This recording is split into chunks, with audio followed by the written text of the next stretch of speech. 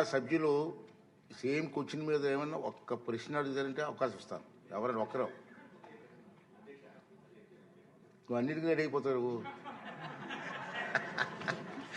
Okay okay ధన్యవాదాలు అధ్యక్ష.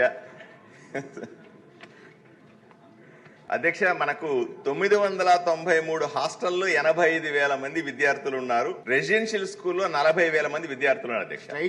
Straight ప్రశ్న అధ్యక్ష. నేను మంత్రి గారిని అడుగుతున్నాను అధ్యక్ష. జగన్మోహన్ రెడ్డి గారి ప్రభుత్వంలో సుమారుగా 6 నెలల పాటు ఈ డైట్ ఛార్జీలు లేదా కనీసపు వార్డన్లకు ఇవ్వాల్సిన డబ్బులు ఇవ్వకుండా ఆపింది నిజమేనా? మన ప్రభుత్వం వచ్చిన కూటమి ప్రభుత్వం ఏర్పడిన తర్వాత సుమారుగా 110 కోట్ల రూపాయలు ఒక్కసారిగా ఇచ్చి ఆ బకాయిలు తీర్చిన మాట వాస్తవమేనా? రెండవది, రాయలసీమలో ఏమైనా ఈ గురుకులాలకు సంబంధించిన ఎక్కువ డిమాండ్ ఉంది, వలసలు ఎక్కువ పోతా ఉంటారు, ఒక్క సీటు కోసం 15 మంది విద్యార్థులు పోటీ పడుతున్నారన్న మాట వాస్తవమేనా? ఈ విషయాన్ని ఎందుకంటే మనం వచ్చిన తర్వాత చేసినటువంటి రిపేర్లైనా ఇన్వర్టర్లు పెట్టాం, దోమతేర్లు పెట్టాం, మంచినీళ్లు పెట్టాం, సన్నబియ్యం ఇచ్చాం. వీటన్నింటి వల్ల నాణ్యత పెరిగింది. దీనివల్ల అడ్మిషన్లు ఏమైనా పెరిగినాయా లేదా ఇంతకు ముందు ఉన్న డ్రాప్ అవుట్స్ కంటిన్యూ అవుతున్నాయా అన్న విషయాన్ని మంత్రి గారిని కోరుతున్నాను అధ్యక్ష.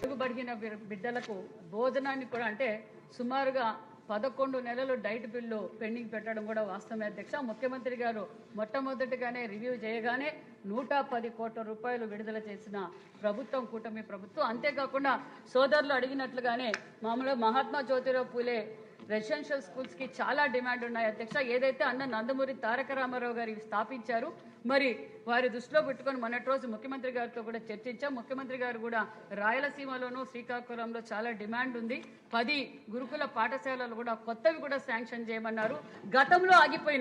గతంలో ఏదైతే 14-19లో ఆగిపోయిన గురుకుల పాఠశాలలు కూడా 80 కోట్ల రూపాయలు మరి నిధులు కూడా కేటాయించడం జరిగింది. అంతేకాకుండా పాత గురుకుల పాఠశాలల బిల్డింగుల కోసం కూడా ముఖ్యమంత్రి గారు 800 కోట్ల రూపాయలు కూడా శాంక్షన్ చేయడం కూడా జరిగింది.